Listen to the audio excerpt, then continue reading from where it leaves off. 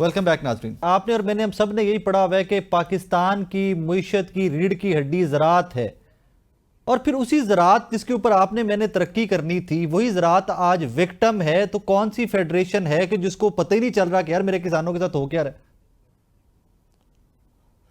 देखिए जी, मैं समझता हूँ कि प्राइम मिनिस्टर साहब को और चीफ मिनिस्टर पंजाब साहबा को उनकी जो टीम है जो बाबुओं पे मुश्तमिल है, जी। जो टेक्नोक्रेट भी जेली से को टेक्नोक्रेट भी हैं, जो ब्यूरोक्रेटों पे मुश्तमिल है, जिसमें पॉलिटिकल इनपुट नहीं शामिल, वो अपने पंजाब असम्बली के MPs की तकरीरें सुन लें। आपने सोशल मीडिया के ज़रिए छोटे छोटे किसान जो वीडियोस बना रहे हैं, जो गंदम के ऊपर बैठ के मातम कर रहे हैं, जो पानी के नाले खाले पे बैठ के कर रहे हैं कि हमारा पानी किधर गया है, हमारे पास पानी नहीं है, जिनका नीचे ज़ेरे ज़मीन पीने वाला पानी कड़वा हो गया है।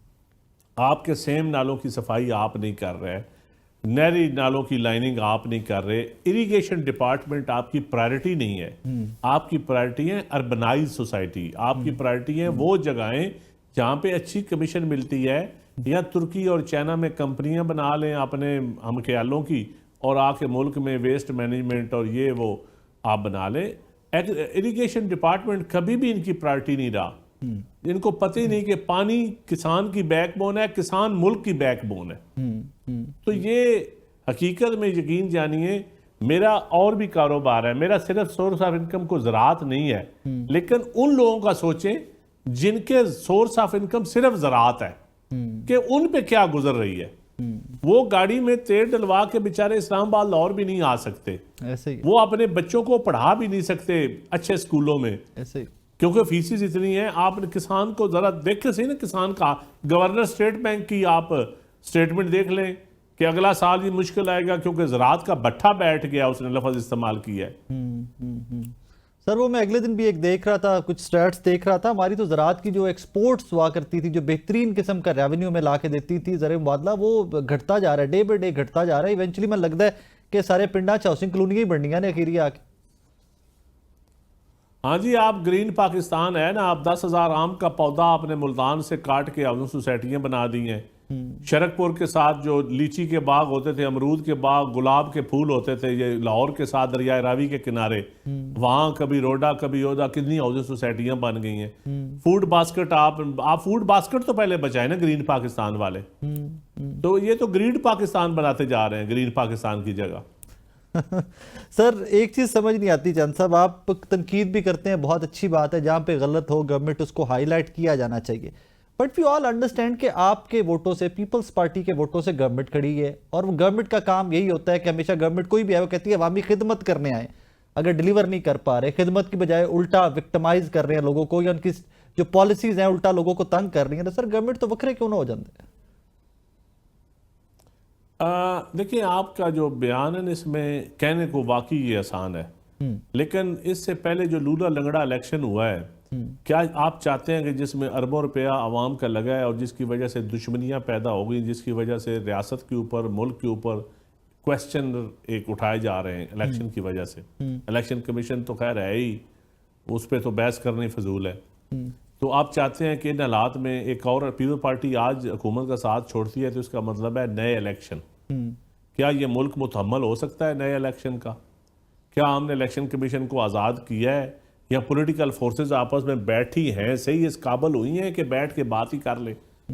कोई एक जमात दूसरी जमात के साथ बैठने के लिए तैयार नहीं है। पीपल पार्टी तो बार बार चेयरमैन बिलावल भुट्टो यही कह रहे हैं कि हम बातचीत करवाने के लिए तैयार हैं, आप हाजिर तैयार तो हों ज़हनी तौर पे, अवाम को रिलीफ देने का तो सोचें। अपोजिशन भी और हुकूमत भी, अपोजिशन ने भी रिलीफ देना है अवाम को। वो रिलीफ क्या दे सकते हैं कि वो कहें कि सिविलियन सुप्रीमेसी की तरफ जाएं, आइन की बालादस्ती की तरफ जाएं, पार्लिमानी निज़ाम की मजबूती की तरफ जाएं, आए हम बैठने के लिए तैयार हैं। वो कहते हैं हम पॉलिटिकल फोर्सेस से बात ही नहीं करेंगे, हम सिर्फ एस्टैब्लिशमेंट से बात करेंगे। ये मुल्क की आइन की खिदमत है। एक तरफ आप आइन की तहफ़्ज़े आइन का हिस्सा है, दूसरी तरफ आप आइन से निगेट करते हैं, आप कहते हैं बातचीत ही उससे करेंगे जिनका कोई आइनी किरदार ही नहीं होता। तो ये इन सारी चीज़ों में पीपल पार्टी आप समझते हैं हुकूमत से बिल्कुल, हमको कैबिनेट का हिस्सा तो नहीं है ना, हम हुकूमत का हिस्सा है। आईनी ओहदे तो आपके पास है ना, हम डिसीजन मेकिंग में भी शामिल नहीं है। हम तो इस सिस्टम को, पार्लिमानी निज़ाम, लूले लंगड़े निज़ाम को बैसाखियां मुहैया की हुई हैं, ये चलता रहे थोड़ा बहुत, अवाम को कुछ तो डिलीवर कर रहे। अवाम को आगे कोई नया निज़ाम हम कौन सा दिखाएं? जन साहब, जब आप जैसे लोग डेमोक्रेसी की बात करते हैं, जमहूरियत आइन की बात करते हैं, यकीन करें बड़ा अच्छा लगता है सुन के कि अभी भी पाकिस्तान में जमहूरियत पे बात हो रही है, आइन पे बात हो रही है। फिर वही लोग जिनकी आप बात कर रहे हैं कि वो एस्टैब्लिशमेंट से बात करना चाहते हैं, वो पॉलिटिकल पार्टीज के साथ बैठते नहीं। रिसेंटली हमने विटनेस किया है तहरीक इंसाफ और हुकूमत के मुज़ाकरात, ये मुलाकात तक नहीं करवा सके इमरान खान साहब से गवर्नमेंट, और ये कहते रहे जी हम कोशिश कर रहे हैं, मुलाकात हो जाएगी। सर फिर किधर मुज़ाकरात करना? बात मैं आपकी बात जो है ना, इसमें बड़ी जूम आनी आपकी, माशाल्लाह बड़ी बात है। लेकिन इस पे आप ये बताएं, हमने हमारे पॉलिटिकल जो फोर्सेस हैं, हम रोल मॉडल बनेंगे तो हम अपनी स्पेस लेंगे, हम डिलीवर करेंगे तो हम अपनी स्पेस लेंगे, हम आपस में बातचीत करेंगे, एक दूसरे के लिए बर्दाश्त का मादा पैदा करेंगे तो हम स्पेस लेंगे। वरना तो हम अगर हम आपस में मुलाकात करने के ख्वाहिशमंद नहीं हो, जो बाहर बैठे हैं वो भी कैदी हों, तो जो जेल के अंदर कैदी हैं आप कहते हैं उनकी मुलाकात का इंतजाम करें। हम तो इधर भी कैदी हैं, आउट ऑफ जेल भी। तो आउट ऑफ जेल हम अपनी ख्वाहिशों के कैदी हैं, आउट ऑफ जेल हम अपनी जेली अना के कैदी हैं, झूठी शानो शौकत के कैदी हैं, रोल मॉडल बनने के लिए बैड गवर्नेंस के कैदी हैं हम। तो इन कैदों से हम निकलेंगे, पॉलिटिकल पार्टीज के अंदर जमहूरियत आएगी, तो फिर हम वो उस कैद से आजाद होंगे। रोल मॉडल बनने के बगैर आप कैदी रहेंगे। सर आपको याद है यूसुफ रजा गिलानी साहब ने एक प्रोडक्शन ऑर्डर जारी किया था, एजाज चौधरी साहब को प्रोड्यूस नहीं किया गया, नहीं सेड के जब तक उनको प्रोड्यूस नहीं किया जाता मैं कंटिन्यू नहीं करूंगा, मैं सेशन होल्ड नहीं करूंगी। Remember that sir? Yes. At the same time 10 MNAs Pakistan Tehreek Insaf के नेशनल असेंबली से उठाए गए, स्पीकर साहब ने बड़ा स्टैंड लिया, मुझे बहुत अच्छा लगा। मैंने कहा नहीं यार, स्पीकर साहब ने स्टैंड ले लिया, इंज नहीं होने देंगे। इवेंचुअली स्पीकर साहब ने गिव अप ये कर दिया, कह के कि शवाहिद नहीं मिले। सर इन हालातों वाकयात में डेमोक्रेसी, कॉन्स्टिट्यूशन, बैठना, मुज़ाकरात करना, बात करना, सर हमें ख्वाब जैसा लगता है। राय साहब, मैं आपकी बात से इत्तफाक करता हूँ। ये इस पे तो कोई मेरे साथ आपके साथ में बहस ही नहीं कर रहा कि कोई निज़ाम हमारा मजबूत है या कोई आइडियल जमहूरियत है, लेकिन इस लूली लंगड़ी जमहूरियत को हमने चलाना है कि नहीं चलाना, ये फैसला कर लें। क्वालिटी ऑफ डेमोक्रेसी पे डिबेट हमें जरूर, जो आप कर रहे हैं ये क्वालिटी ऑफ डेमोक्रेसी पे डिबेट है, लेकिन इसमें पॉलिटिकल फोर्सेस आगे क्या बढ़ रही हैं। आज जो पीपल पार्टी कह रही है कि इश्यूज के ऊपर कंसेंसस डेवलप करें, सीसीआई की मीटिंग बुलाएं, आईनी मुतालबात है ना।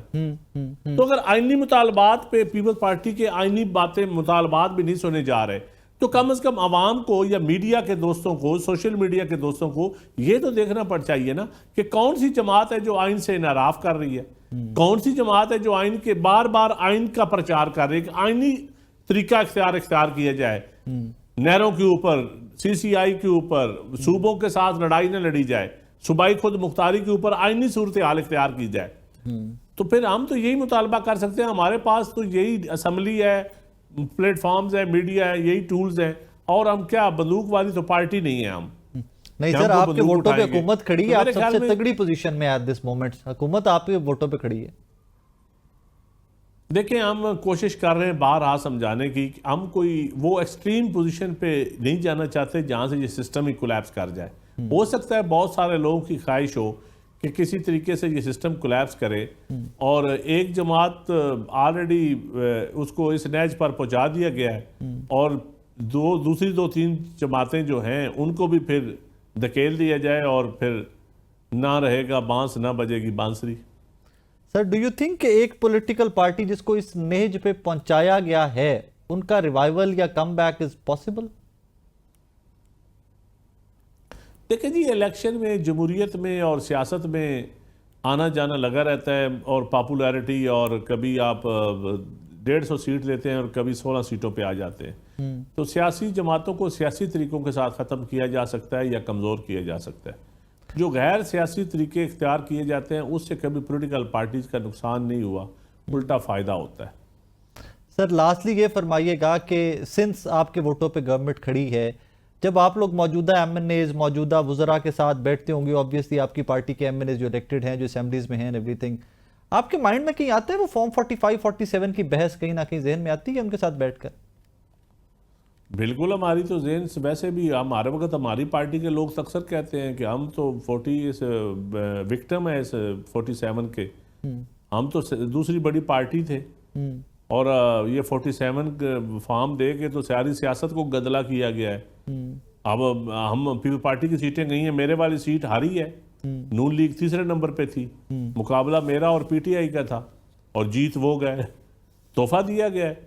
इस तरह बहुत सारी सीटें बड़ी मैं समझता हूँ जिनका ज़मीर है, लेकिन राय साहब ज़मीर लोगों में थोड़ा है, लेकिन पीपल पार्टी इसकी बेनिफिशियरी नहीं है फॉर्म 47 की, पीपल पार्टी 45 की बेनिफिशियरी है। जान साहब, मैं आपके वालिद की सियासत, आपकी सियासत में जाती तौर पे जानता हूं, बड़ी इज्जत करता हूं, लेकिन सर ये भी कहने की इजाजत दीजिए कि फिर इसी जिसने सियासत को गदला किया उसको कंधा भी पीपल्स पार्टी ने फराहम किया। गंदा नहीं फराहम किया, आपने गदला का लफ्ज इस्तेमाल किया, वही मैंने इस्तेमाल किया। नहीं, मैं थोड़ा सा वजह, हम इस गदले सिस्टम का हिस्सा हैं इसको अच्छा करने के लिए, क्योंकि पीपल पार्टी ने सिस्टम के लिए बड़ी कुर्बानियां दी हैं।